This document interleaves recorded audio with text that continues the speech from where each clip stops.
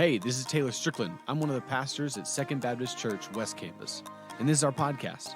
I wanted to thank you for joining us today. I hope this message teaches you, inspires you, and strengthens your faith. To learn more about our Second Students Ministry, just check us out on Facebook and Instagram. Search Second Students West. Enjoy the podcast.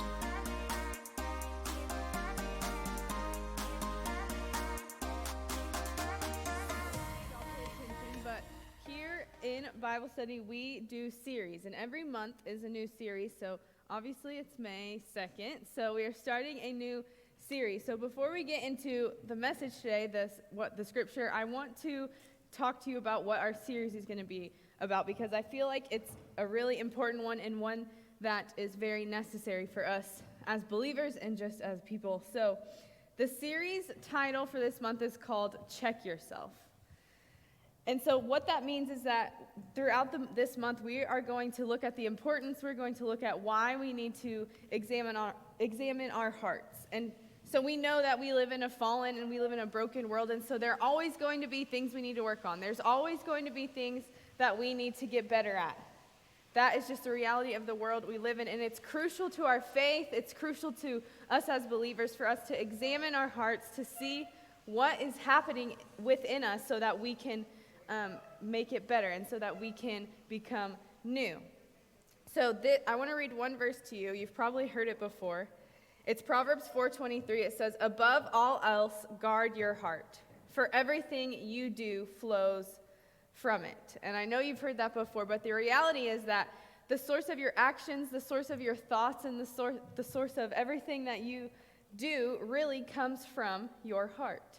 And like I said before, we are sinful and broken, and we live in this world that's crazy, so we need to be born again with a new heart through faith in Jesus. And we have to constantly be examining what is happening in our hearts. Everything we do flows from our heart, so we have to work to protect it. It's not something we can just passively do. It's something we have to actively work to protect and fight against. And so that's what we're going to be talking about all month.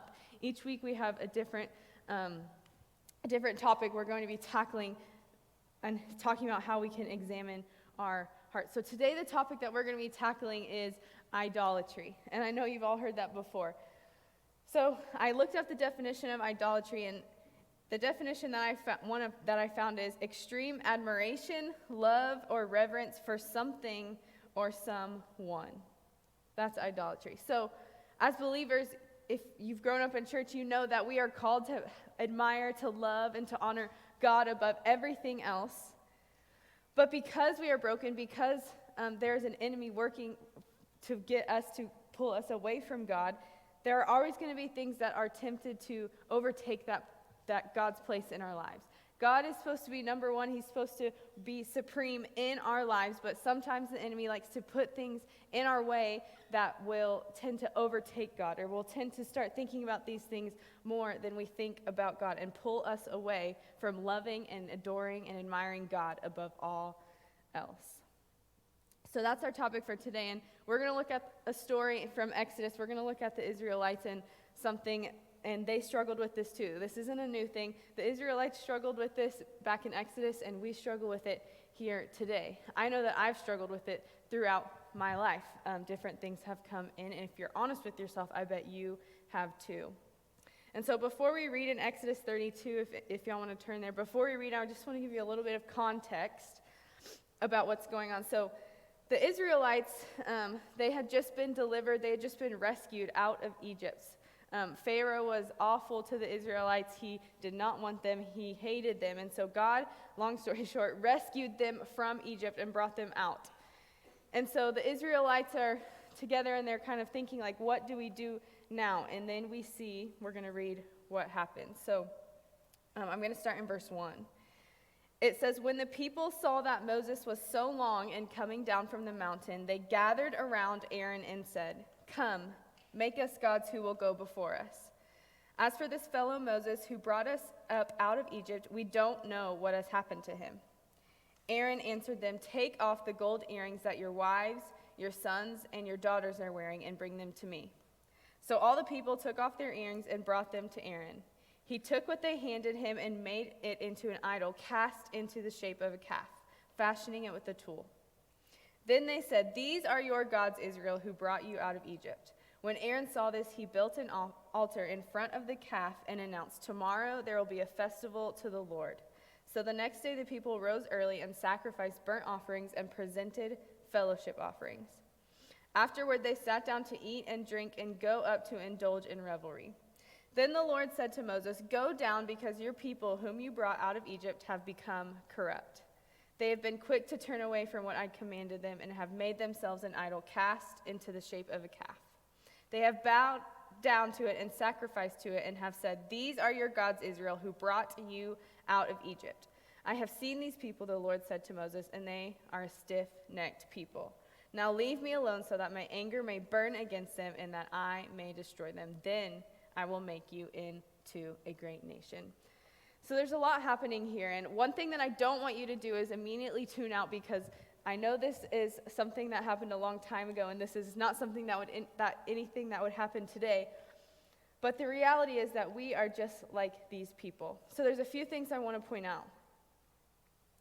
Idolatry can tend to take over in our lives when we are unwilling to wait on the Lord. Idolatry can take over in our lives when we are unwilling to wait on the Lord. If you notice in verse 1, it says, "When the people saw that Moses was so long in coming down from the mountain." So these people were getting restless. They were getting anxious. They didn't know what to do because they were so impatient with what Moses was doing.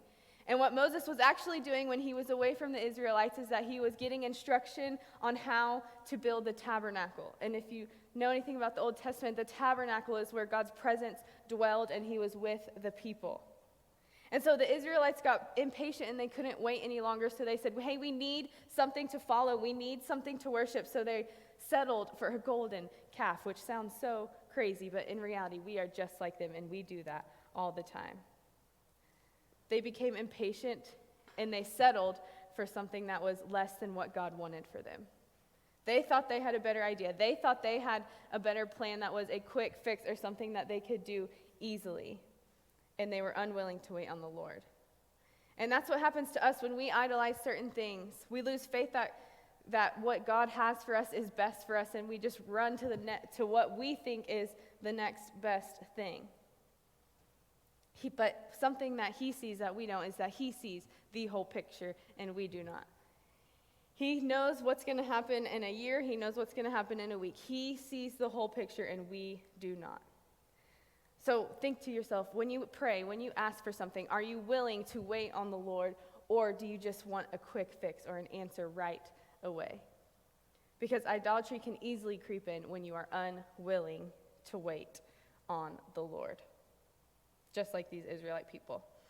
The second thing I want to point out is that the Israelites, I was actually talking to a friend the other day. This is a true story. I was talking to one of my closest friends, and she's doing a book study through the Old Testament also, and we were talking about this message, and she was like, "It's crazy to see how stupid the Israelites were."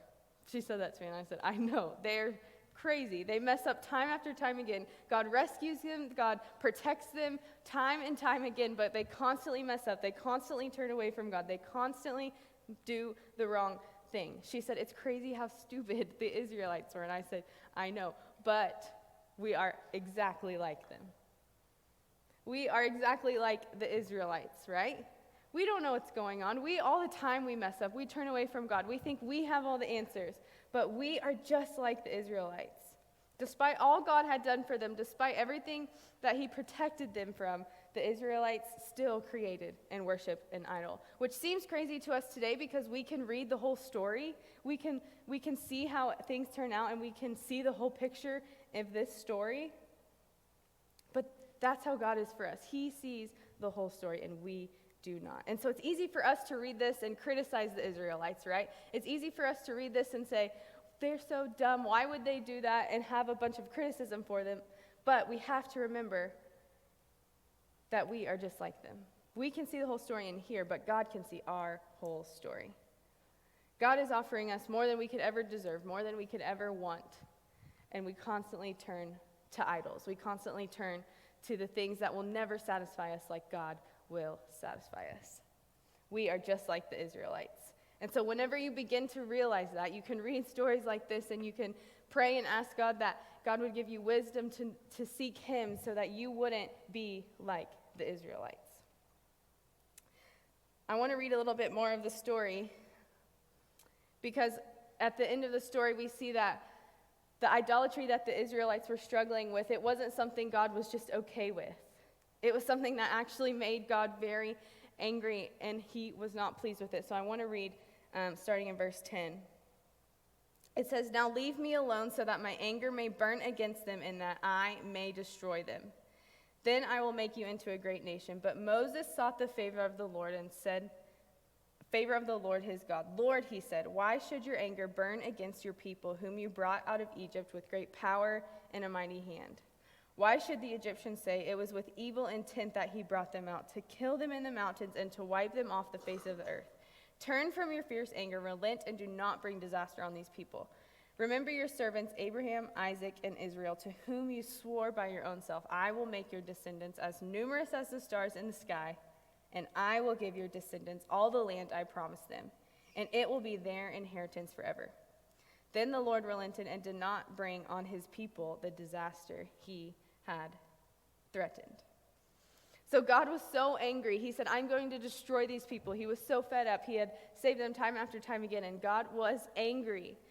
But Moses sought the favor of the Lord, and it says that God did not bring on the disaster he had threatened. All throughout the Bible, God is described as a jealous God. And I used to think that was kind of weird, because whenever I think of someone being jealous, I normally think of like a friendship or a romantic relationship, but that's not the case here. God is a jealous God because he wants to have supreme and ultimate authority in our hearts. And when things start to take over in our hearts, whether it's popularity, whether it's your looks, whether it's being the best on the basketball team or getting into the college, all these things, it's going to be different for every single one of you. When all of those things start to reign supreme in your heart, God isn't okay with that. He's jealous for you. He wants to have that ultimate authority and that ultimate place in your heart. He's not okay with that. He gets jealous for you. And so one thing I need to point out is, luckily, due to God's grace, he's not going to destroy us. He's not going to send a plague or anything like that, because we know that Jesus has come to fulfill all of those things. But it doesn't diminish the fact that God is still jealous for you. He hates when things overpower himself in your heart. We know that even though God isn't going to strike us down or anything like that, but we know that there are still punishments for our sins. And idolatry is a sin. There are punishments for our sins. The desire of our hearts as believers should be to please and to honor God above everything else. As believers, we should want to please God above everything else. But I was thinking, what is the ultimate consequence of idolatry? What is the worst that could happen? And I just kept coming back to this thing, is that idolatry will always break your heart. It will always break your heart. Some of you will strive to be the best on the team. Some of you will strive to be the most popular. Some of you will strive to look the best, or whatever it is. Some of you will get those things that you're striving for. You will be popular. You will be accepted. Maybe some of you will be famous. Some of you will get your dream job. Some of you will get those things. Others of you won't get the things you want. You won't get your dream job. You won't get all of these things. But if you do get those things, you will find that these things will never fulfill and satisfy you like you thought they would. They will not complete you like you thought you would. You will still have that void in your heart that only God can fill by being supreme in your lives. God has a standard for us.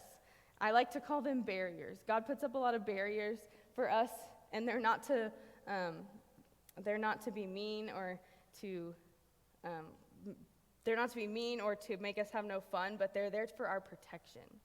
And God has a standard for us to have no other gods before him.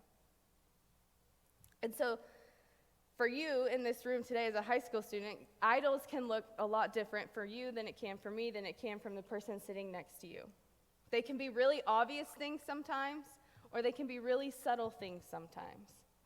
And so I want you to think about your day, your week. And I want you to, maybe you do this for a week where you write down your thoughts. And what are most of your thoughts? What are you thinking about?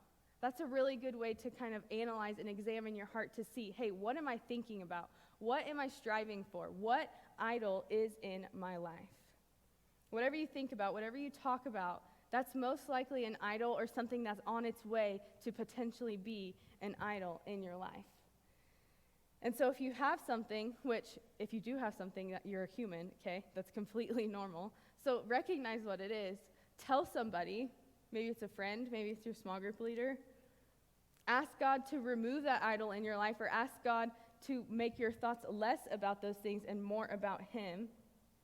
And something really practical that I started doing that has been a game changer for me is to set daily reminders on my phone to talk and to pray with God. Because the reality is, if you're not talking, if you're not praying to Him, He's not going to be ultimate authority, He's not going to have the ultimate place in your heart. So think about what you think. What are most of your thoughts? What do you talk about the most? That's most likely an idol or something that has the danger and the potential to be an idol. Think about those things. And don't be scared, because you probably all have one, because I know I do. Think about those things. Tell someone, ask God to remove that idol from your life, and just talk to Him about it. He wants to know you, your thoughts, more than anything else. And so when I read this story, I'm encouraged, because even though we are just like the Israelites, and that can be kind of scary and kind of overwhelming, we see God protect them and show His grace to them time and time again, and that's the same thing that He does for us. So I want you to take maybe this week to analyze your hearts. This whole month we're going to be talking about check yourself. That's the whole title of the series, like I said. So analyze your heart. See what needs to change, because if you're not willing to change, God certainly can't change it.